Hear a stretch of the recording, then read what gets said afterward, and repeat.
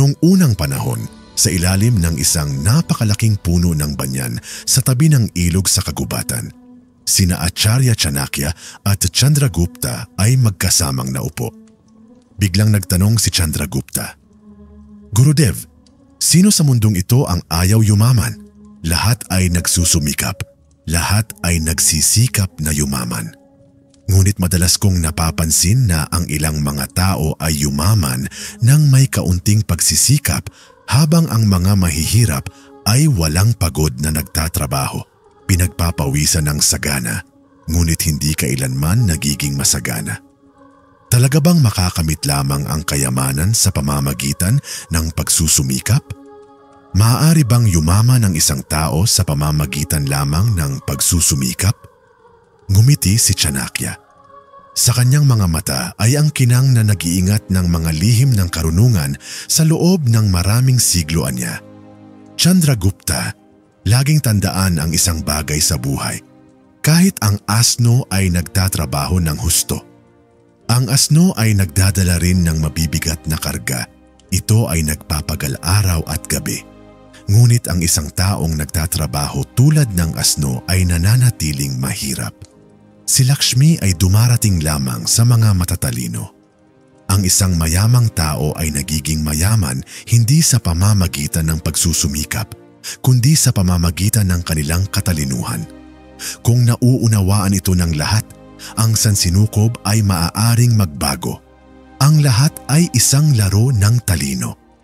Sa katotohanan, ang pagsusumikap ay walang kahit 1% papel sa pagpapayaman sa iyo. Dahil ang pagsusumikap ay para lamang sa mga manggagawa at sa mga nagnanakaw mula sa kanilang sariling isipan, ibig sabihin ay sa mga ayaw gumamit ng kanilang utak.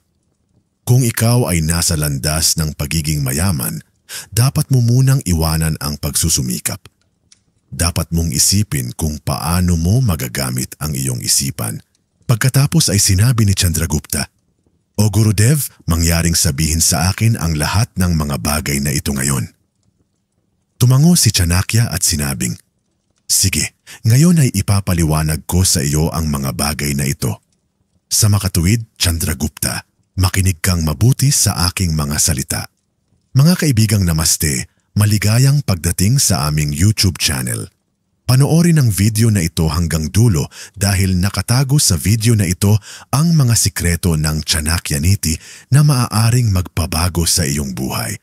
At kung gusto mo ang Chanakya Niti, isulat lamang ang Chanakya Niti sa mga komento. Mauunawaan namin na pinapanood mo ang aming mga video at gustong-gusto mo ang mga ito. Kaya simulan na natin ang video. Ngayon, tiningnan ni Chanakya si Chandragupta at sinabing, "Hindi ko sinasabing hindi mo kailangan ng mahirap na trabaho. Para yumaman, kailangan mong magtrabaho ng husto. Ngunit ang paraan ng mahirap na pagtatrabahong iyon ay bahagyang naiiba. Ngayon ay ipapaliwanag ko yan sa iyo, tandaan. Ang mga salitang ito ay magsisilbi sa iyo sa buong buhay mo." Chandragupta, upang maakit si Diyosa Lakshmi, ang Diyos ng kayamanan, sasabihin ko sa iyo ang 7 ganong patakaran na ginagawang emperador ang mga hari at ang mahihirap ay maging mayaman sa loob ng maraming siglo. Ang mga patakarang ito ay sumasamba hindi sa mahirap na trabaho, kundi sa katalinuhan. Sa bawat patakaran, isasalaysay ko ang isang maikling kwento na magpapaliwanag ng kanilang lalim. Makinig ng mabuti dahil ang mga salitang ito ay magbabago sa iyong kapalaran. Sabi ni Chanakya, ang unang tuntunin ay si Lakshmi ay lingkod ng katalinuhan, hindi ng paggawa. Ang taong gumagawa ng mga desisyon gamit ang kanilang isip na nakakaalam kung kailan para kanino at kung gaano karaming pagsisikap ang ibibigay. Sila lamang ang makakagapos kay Lakshmi. Si Lakshmi ay hindi lamang nagmumula sa pagsusumikap. Bigyan ng direksyon ang iyong pagsusumikap sa pamamagitan ng karunungan. Saka lamang ito magbubunga. Kung walang direksyon, ang pagsusumikap ay parang isang piraso ng papel na lumilipad sa hangin. Ito ay maglalaya, ngunit walang mararating. Ngayon, isinalaysay ni Chanakya ang isang maikling kwento. Noong unang panahon, sa isang maliit na nayon, may nakatirang isang magsasaka na nagngangalang Harya. Si Harya ay pinagpapawisan sa bukid araw at gabi. Sa sandaling sumikat ang araw, magsisimula siyang mag-araro. Hanggang sa sumapit ang gabi, aani siya ng mga pananim. Ngunit bawat taon ay natutuyo ang kanyang mga pananim dahil hindi niya kailanman naunawaan ang mga panahon. Ang kanyang kapitbahay, isa pang magsasaka na nagngangalang Mula, ay mas kaunti ang trabaho. Pumupunta lamang siya sa kanyang bukid ng 2 beses sa isang taon, minsan para sa paghahasik at minsan para sa pag-aani. Ngunit nabasa ni Moola ang mga palatandaan ng panahon, ang direksyon ng mga ulap, ang bilis ng hangin, ang halumigmig sa lupa. Alam niya kung kailan darating ang ulan at kung aling pananim ang itatanim ang resulta. Nanatiling tigang ang bukid ni Harya habang ang bukid ni Moola ay nagniningning na parang ginto. Isang araw sinabi ni Harya kay Moola, "Kapatid, mas kaunti ang iyong trabaho, ngunit ang iyong mga butil ay nauubos sa merkado." Tumawa si Moola at sinabing, "Harya, ikaw ang gumagawa ng mahirap na trabaho, ngunit hindi mo ginagamit ang iyong utak. Ako ang nagbibigay ng direksyon sa aking mahirap na trabaho." Tinapos ni Chanakya ang kwento sa pagsasabing, "Tingnan mo si Chandragupta. Karamihan sa mga tao ay nagsusumikap tulad ni Harya, ngunit walang katalinuhan." Ano ang ibig sabihin ng katalinuhan? Ang katalinuhan ay hindi lamang kaalaman sa libro, kundi praktikal na pag-unawa. Halimbawa, kung ikaw ay isang tindero, ang kayamanan ay hindi lamang nagmumula sa pagbebenta ng mga paninda, kundi sa pag-unawa sa mga pangangailangan ng mga mamimili. Ipagpalagay na panahon ng taglamig sa palengke. Isang tindero ang patuloy na nag-iimbak ng mga damit na yari sa lana. Ngunit napansin ng isang matalinong tindero na mas dumarami ang mga tao sa mga tindahan ng tsaa. Kaya nagtayo siya ng isang tea stall.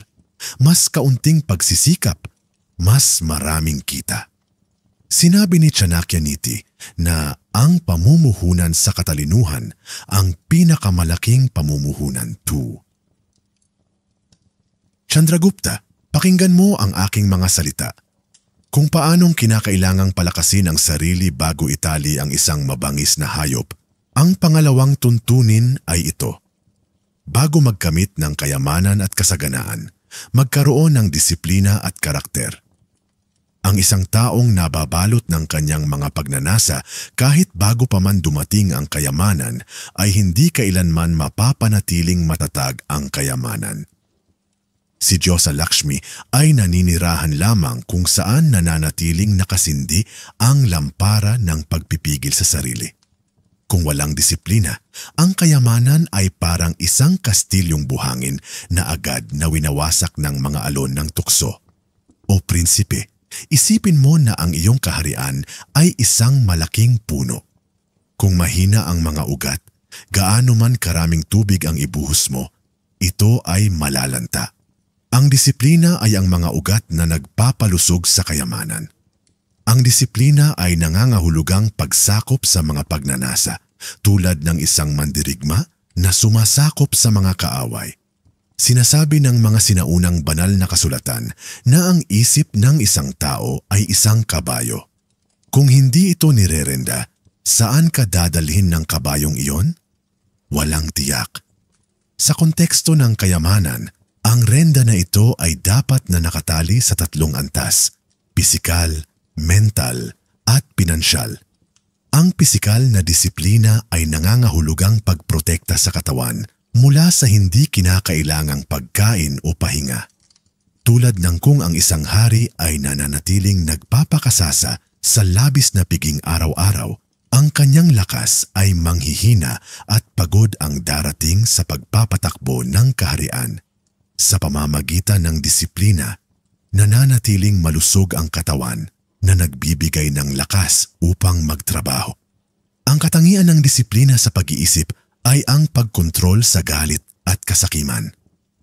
Ang desisyong ginagawa ng may galit, tulad ng isang mapusok na pag-atake sa digmaan, ay kadalasang mapanira. Chandragupta, tandaan, kapag sumiklab ang iyong galit, huminga ng malalim at mag-isip. Ang desisyong ito ba ay magpapataas o magpapababa ng kayamanan? Ang disiplina sa pananalapi ang pinakabanayad. Bago ang bawat paggastos, magtanong, kailangan ba ito? Ang pag-aaksaya ng kayamanan ng hindi kinakailangan ay isang insulto kay Lakshmi. Chandragupta, ngayon, pakinggan ang ikatlong tuntunin na siyang kaluluwa ng kayamanan. Ang pagkamit ng kayamanan ay isang sining tulad ng isang mangangaso na nagpapana. Ngunit ang pag-iingat at pagpapalago nito ay ang katalinuhan ng patakaran. Ang isang taong gumugugol ng kayamanan dito at doon ay nang iinsulto kay Lakshmi at ang Diyosa ay agad na nagbabago, gumawa ng patakaran sa paggastos. Magtala ng bawat gintong barya tulad ng pag-iingat ng ingat yaman ng kaharian. O prinsipe, isipin mo na ang kayamanan ay apoy. Kung ito ay masunog ng walang kontrol, susunugin nito ang lahat. Kung planado, ito ay magbibigay ng liwanag.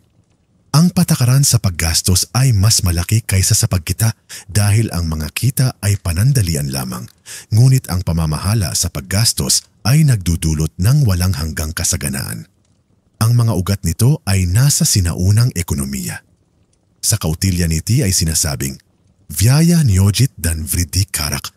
Ang planadong paggastos ang sanhi ng paglago ng kayamanan Chandragupta. Hatiin ang katangian ng patakaran sa paggastos sa apat na bahagi: kinakailangan, ninanais, ipon at kawanggawa. Ang kinakailangang paggastos ay ang nagpapanatili sa buhay na tumatakbo: pagkain, damit, tirahan. Ang ninanais na paggastos ay para sa kaligayahan, ngunit limitado. Ipon ang paggastos ay para sa pagpapalago ng kayamanan, at ang pag-ibig sa kapwa ay para sa pagpapasaya kay Lakshmi. Kung ang iyong kita ay 10 barya, gumastos ka ng 4 sa mga pangangailangan, 3 sa mga pagnanasa, 2 sa ipon, at 1 sa kawanggawa. Pinoprotektahan ng patakarang ito ang kayamanan mula sa pagiging mapang-api. O Chandragupta, mahal kong disipulo, narating na natin ang ika-4 na tuntunin na umaawit ng kaluwalhatian ng panahon. Ang tuntuning ito ay hindi lamang pundasyon ng buhay ng isang hari, kundi isa ring kayamanan ng napakahalagang kaalaman para sa bawat tao. Ang taong nag-aksaya ng panahon ay nawalan ng hindi mabilang na mga gintong barya. Tanging ang taong mahusay na gumagamit ng panahon ang nakakaakit kay Lakshmi, dahil ang Diyosa ay tumatakas mula sa tahanan ng katamaran. Ang bawat sandali ay isang pagkakataon, tulad ng oras upang maghasik ng mga buto. O prinsipe, ang oras ay mas mahalaga kaysa sa kayamanan dahil kung ang kayamanan ay mawala, maaari itong makuha muli. Ngunit kapag nawala na ang oras, hindi na ito bumabalik. Ang tuntuning ito ay nagmula sa mga ugat ng sinaunang Vedas at Upanishads, kung saan ang oras ay itinuturing na anyo ni Brahma. Ang bawat tao ay nakakakuha ng 24 na oras ng pantay sa buhay. Ang isang mayamang mangangalakal ay may 24 na oras. Ang isang mahirap na pulubi ay mayroon ding 24 na oras. Nasaan ang pagkakaiba? Ang pagkakaiba ay nasa paggamit.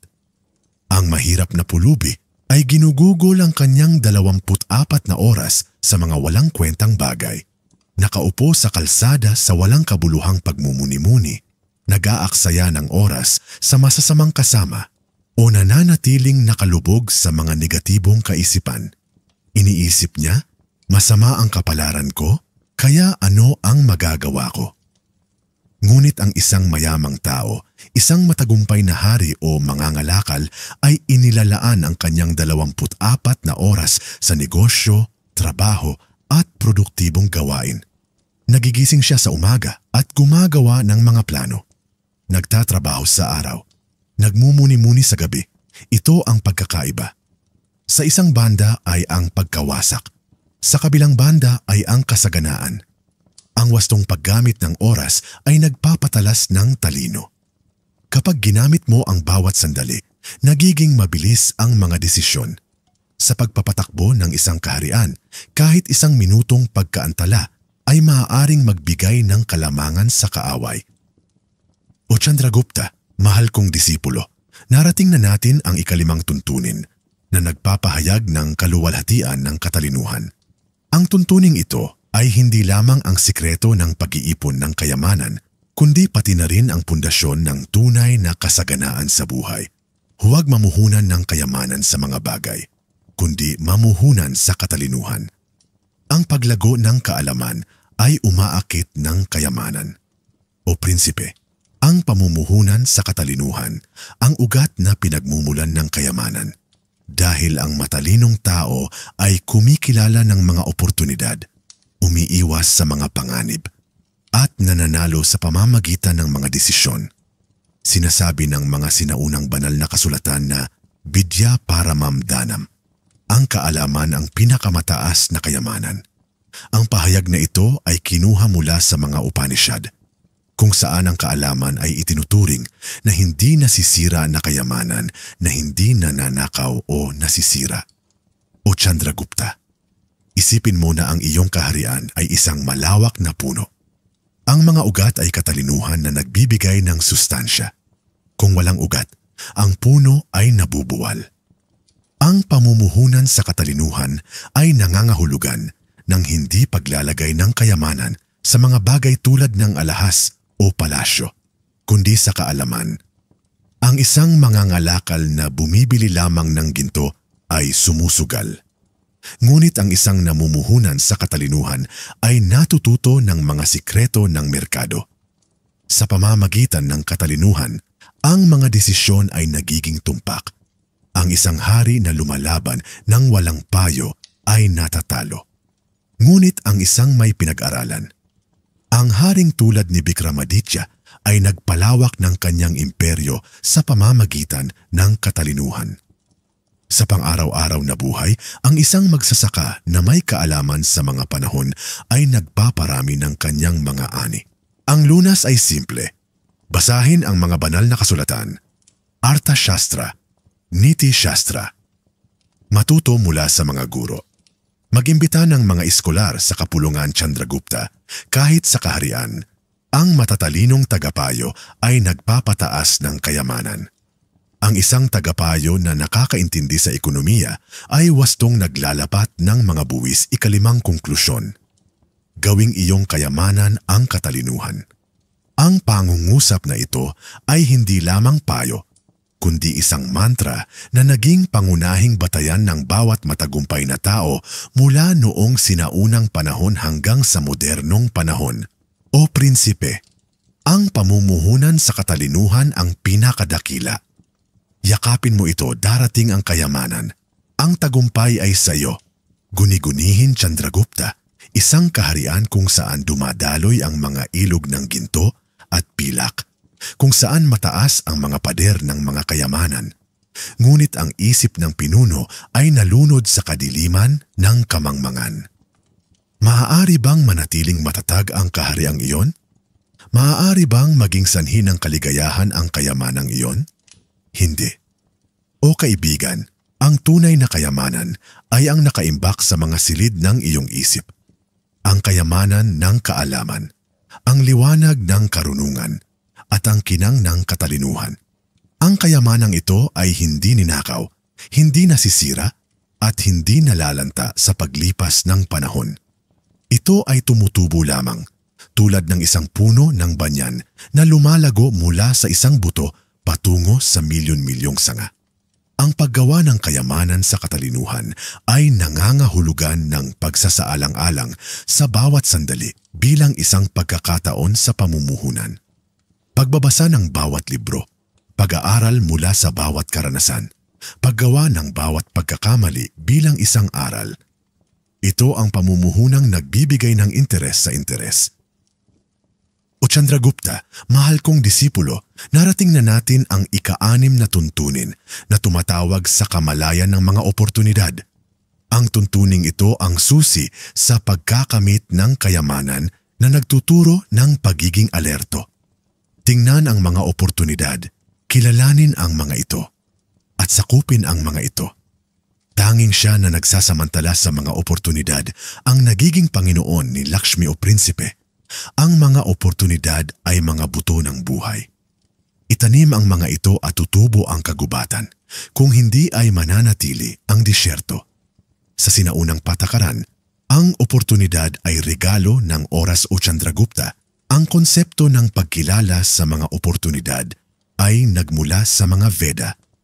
Sa Rigveda, ang oras ay inilalarawan bilang isang hayop na pabago-bago at karapat-dapat hulihin kalapasyo. Ibig sabihin ang oras ay isang hayop na dapat hulihin, kung hindi ay makakawala ito. Itinuturo sa atin ng talinghagang ito na ang oportunidad ay panandalian lamang, tulad ng isang mabangis na hayop na tumatalon sa gubat. Kung hindi ka alerto, ito ay makakatakas mula sa iyong mga kamay. Sa Upanishads, ang oportunidad ay itinuturing na isang pangatnig. Ang pangatnig na humahantong sa tagumpay, kung saan nagtatagpo ang banal at tao dito. Ang oportunidad ay hindi lamang nagkataon, kundi ang pagkakasundo ng aksyon at kapalaran. Sa Chanakya Niti, isinulat ko ang Udyogena Hisidyanti Karyaani. Ang mga gawain ay nagagawa sa pamamagitan ng pagsisikap. At ang pagsisikap ang unang hakbang sa pagkilala sa pagkakataon. O Chandragupta, mahal kong disipulo, narating na natin ang ikapitong tuntunin na nagbubunyag ng sikreto ng banayad na sining ng pangangalaga ng kayamanan. Ang tuntuning ito ay higit pa sa kinang ng mga kita at binibigyang diin ang katatagan ng kayamanan. Dahil ang pagkita ay simple, ngunit ang pangangalaga ay nangangailangan ng katalinuhan. Ayusin ang sining ng pagpapanatili ng kayamanan.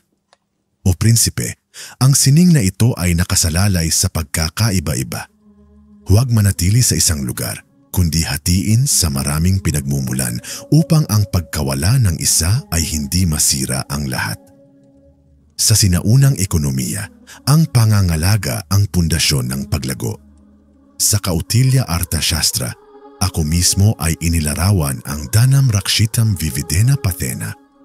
Protektahan ang kayamanan sa pamamagitan ng iba't ibang landas dahil kung ang apoy ay sumunog mula sa isang pinto lamang, lahat ay masusunog. Talakayin natin mula sa panitikan at teoretikal na pinagmulan nito hanggang sa mga praktikal na hakbang ng malalim. Ipapaliwanag ko ito ng detalyado tulad ng isang talumpati sa konseho ng hari upang ang iyong puso at talino ay malulong dito. At ikaw ay maging Panginoon ng sining na ito sa pagpapatakbo ng kaharian.